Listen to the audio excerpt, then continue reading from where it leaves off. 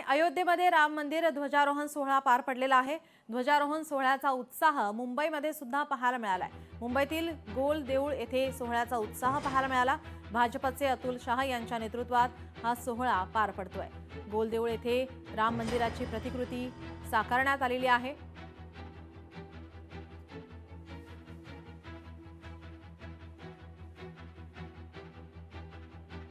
देशाच्या करोडो हिंदूंना आज अत्यंत समाधान झालेलं आहे, कारण जी 400 वर्षाची प्रतीक्षा ती तर आपण 22 जानेवारीला प्रधानमंत्री मोदीजींच्या हस्ते मंदिरचं निर्माण केलं। बाकी अनेक कामं बाकी होती, ते काम आज पूर्ण झालेली आहेत। म्हणून आजच्या दिवशी ध्वजारोहण करण्यात आलं।